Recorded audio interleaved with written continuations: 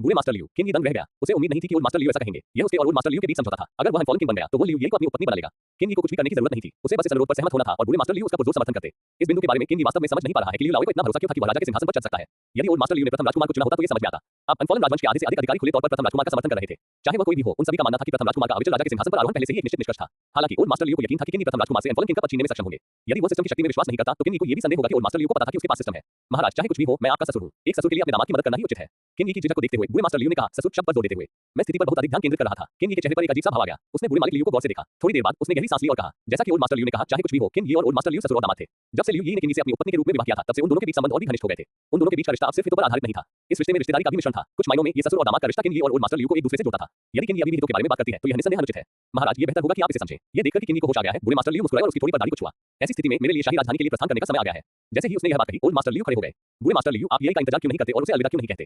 King जल्दी से उठी और उसे रुकने के लिए मनाने की कोशिश की। नहीं, ऐसा नहीं है कि हम हमेशा के लिए अलग हो रहे हैं। मुझे महाराज को ये संदेश देने के लिए परेशान करना पड़ेगा। बूढ़े लियू ने अपना सिर हिलाकर मना कर दिया, लेकिन किंग अभी भी कुछ कहना चाहती थी, लेकिन एल्डर लियू ने उसे बीच में ही रोक दिया। महाराज, आइए हम यहीं से अलग हो जाएं। ये कहने के बाद ओल्ड मास्टर लियू ने सिर झुकाया। ठीक है मिस्टर लियू, कृपया। किंग ने जल्दी से अभिवादन का जवाब दिया। फिर बूढ़े मास्टर लियू और अधिक समय तक नहीं रुके। बूढ़ा आदमी लियू नगर प्रभु के भवन से बाहर निकला और तैयार की गई गाड़ी पर चढ़ गया। बुलुओ रॉयल सिटी, यह 1000 साल पुराना शहर था, अविनाशी राजवंश की शाही राजधानी। ये सादा होते हुए भी समृद्ध था। बुलुओ रॉयल पैलेस, ये बुलुओ रॉयल सिटी के केंद्र में स्थित था और वहां एक विशाल और राजसी महल था, यांगत्सेन पैलेस, जिसे क्राउन प्रिंस पैलेस के नाम से भी जाना जाता है। जब से बुलुओ के राजा शैया पर पड़े थे, तब से अनफॉलन राजवंश के सभी सरकारी आदेश इसी स्थान से आते थे और अब यांगत्सेन महल का प्रभारी व्यक्ति प्रथम राजकुमार था। इस समय यांगत्सेन पैलेस दिन की तरह चमक रहा था। करीब से निरीक्षण करने पर पता चला कि यांगत्सेन पैलेस में कई लोग घुटने टेके हुए थे। दिलचस्प, क्या बैगमेट से आपका यही मतलब था? प्रथम राजकुमार अपने सामने खड़े लोगों को गुस्से से डांट रहा था। महाराज, मुझे उम्मीद नहीं थी कि नौवें राजकुमार के साथ कोई विशेषज्ञ होगा। प्रथम राजकुमार के सवालों का सामना करते हुए घुटनों के बल बैठे लोगों की सांस लेने की भी हिम्मत नहीं हुई। उनमें से एक ने दांत पीसते हुए प्रथम राजकुमार को समझाया, इसकी उम्मीद नहीं थी। हाँ, तो यही तुम्हारा कारण है, मेरी लूसीमा। उद्धरण चिन्ह। ये सुनकर प्रथम राजकुमार का चेहरा काला पड़ गया। कोई भी देख सकता था कि प्रथम राजकुमार बहुत बुरे मूड में था। उसने किंग की हत्या करने के लिए एक ज्ञान क्षेत्र स्तर 3 विशेषज्ञ को भेजा था, लेकिन अंत में ये सब व्यर्थ हो गया। प्रथम राजकुमार क्रोधित क्यों न हो? अनफॉलन राजवंश के ज्योतिष मयूरों के सीमा के रूप में आप राजवंश के सबसे बड़े खुफिया विभाग के प्रमुख हैं। तुमने मुझसे ये कहने की हिम्मत कैसे की कि तुम्हें इसकी उम्मीद नहीं थी? प्रथम राजकुमार ने मेज पर जोर से पटक दिया, खड़ा हो गया और लूसीमा को ठंडी निगाहों से देखा।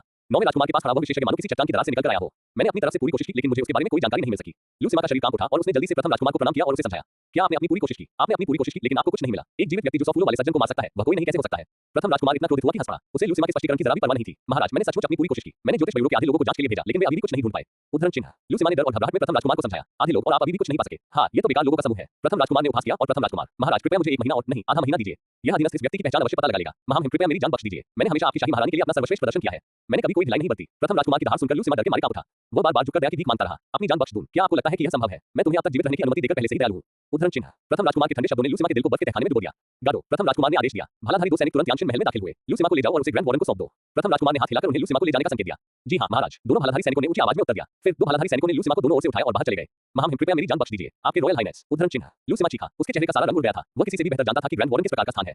यदि वह ग्रैंड वार्डन के हाथों में पड़ गया तो न केवल वह जीवित नहीं रह सकेगा, बल्कि उसे मृत्यु से भी बदतर स्थिति का सामना करना पड़ेगा। प्रथम राजकुमार ठंडे स्वर में मुस्कुराया। उसने लूसीमा की विनती अनसुनी कर दी। उसे बेकार अधीनस्थों की जरूरत नहीं थी। उसके अधीनस्थों में कूड़ा कचरा नहीं होना चाहिए था। इसके अलावा यदि लूसीमा की मृत्यु नहीं हुई तो वह उसे उदाहरण कैसे बना सकता था? आप सभी मुझे बताओ, मुझे आगे क्या करना चाहिए? प्रथम राजकुमार ने जमीन पर घुटने टेके कुछ लोगों की ओर देखा और धीमी आवाज में पूछा। प्रथम राजकुमार का प्रश्न सुनकर उन चंद लोगों ने अपना सिर और भी नीचे कर लिया। वे सहजता से उत्तर देने का साहस नहीं कर पाए। लूसीमा की चीखें अभी भी हॉल में गूंज रही थी। कोई भी दूसरा लूसीमा नहीं बनना चाहता था। क्या ये हो सकता है कि इस राजा के अधीनस्थ सभी लोग निकम्मे हो? आप सभी को ये जान लेना चाहिए कि यह राजा जो सबसे ज्यादा बर्दाश्त नहीं कर सकता वह है कचरा।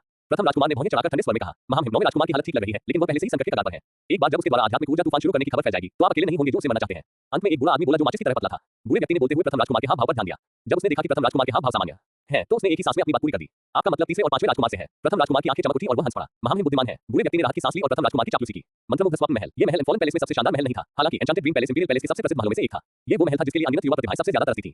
वे इसमें कदम रखना चाहते थे और इस जगह के मालिक से मिलना चाहते थे। एन्चांटेड ड्रीम पैलेस की मालकिन अनफॉलन राजवंश की नंबर 1 सुंदरी थी। राजकुमारी किंग चेन किंग यूजी, जैसा वादा किया गया था, कोमल, अत्यंत सुंदर, बिल्कुल अपने महान नाम की तरह। भव्य उपस्थिति। जिस किसी ने भी राजकुमारी किंग चेन को देखा था वह उसकी सुंदर आकृति और परी जैसी उपस्थिति की प्रशंसा करने से खुद को रोक नहीं सका। इस समय जादुई स्वप्न महल चिंता से भर गया। जब से प्रथम राजकुमार ने राजकुमारी किंग चेन से उसकी उपाधि छीने और उसका विवाह परिवार के मांग से करने का आदेश दिया था। शादी आधे साल में होगी। जादुई स्वप्न महल में हर कोई इस बात पर विलाप कर रहा था कि इतनी सुंदर राजकुमारी की ऐसी हालत हो गई। राजकुमारी फिर से अपने नौवें राजकुमार भाई के बारे में सोच रही है। यदि वह घटिया नौवां राजकुमार न होता तो राजकुमारी की यह हालत न होती।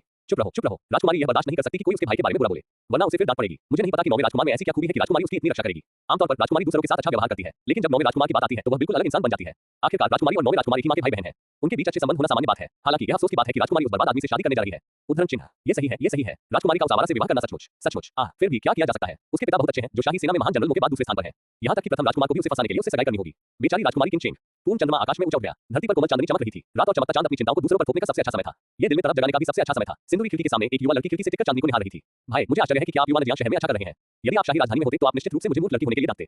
हालांकि मुझे इसका कोई अफसोस नहीं है। उन्हें तुम्हारा अपमान करने के लिए किसने कहा था? युवा लड़की की बुदबुदाहट लालसा, दृढ़ संकल्प और भ्रम से भरी हुई प्रतीत हो रही थी। हजारों मुलायम रेशमी फूल केवल आपके लिए, एक व्यक्ति के लिए खिलने के लिए। युवान जियांग शहर किन राजनीतिक मामलों से निपटने में व्यस्त थे। कुछ राजनीतिक मामलों को छोड़कर जिन्हें वह व्यक्तिगत रूप से निपटाते थे, वह अन्य सभी राजनीतिक मामलों की अनदेखी करते थे। अब उनका पूरा ध्यान अपनी सेना को मजबूत करने पर था। सेना अब किंगी का सबसे महत्वपूर्ण सहारा थी। क्यूबिंग नई सेना की भर्ती कैसी चल रही है? किंगी ने अपना सिर उठाया और अपनी गर्दन को खींचा जो बहुत देर तक बैठने से अकड़ गई थी। युवा मास्टर, नोटिस 3 दिन पहले पोस्ट किया गया है। इन 3 दिनों में हमने कुल 2000 सैनिकों की भर्ती की है। हुआ क्यूबिंग जो किनारे पर खड़ा था थोड़ा झुका और जवाब दिया। 2000 सैनिक। किंगी थोड़ा आश्चर्यचकित हुआ और असमंजस में पड़कर पूछने से खुद को नहीं रोक सका।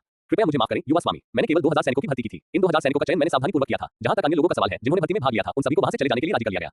हुआ क्यूबिंग ने किंगी को सम्मान से देखा। सैनिकों की भर्ती ने युवान जियांग शहर के लोगों के बीच किंगी की प्रतिष्ठा को स्पष्ट रूप से प्रदर्शित किया। उस दिन जब भर्ती नोटिस पोस्ट किया गया, युवान जियांग शहर के अनगिनत पुरुष वहां जमा हो गए। कुछ लोग तो इसे देखने के लिए अपने परिवार को भी साथ लाए। इससे युवान जियांग शहर में हंगामा मच गया। ये स्पष्ट था कि युवान जियांग शहर के लोगों के बीच किंगी की प्रतिष्ठा कितनी ऊंची थी। इन 2000 सैनिकों को हुआ क्यूबिंग ने युवान जियांग शहर के अनगिनत लोगों में से सावधानीपूर्वक चुना था। नहीं, ये 2000 सैनिक बिल्कुल सही है। मुझे महल के महल में काले स्टील के कवच के 2000 सेट मिले। लोगों की संख्या बिल्कुल सही है। किंगी ने सिर हिलाया। उसे इस बात पर कोई आश्चर्य नहीं हुआ कि हुआ क्यूबिंग ने बहुत कम लोगों को भर्ती किया था। इसके विपरीत उसे जो बात अजीब लगी वह ये थी कि हुआ क्यूबिंग ने वास्तव में 2000 सैनिकों की भर्ती की थी। वह जानता था कि हुआ क्यूबिंग के मानक कितने ऊंचे थे। न्यूनतम मानक 7 फीट था। इसका मतलब था कि ये 2000 सैनिक लंबे और मजबूत थे।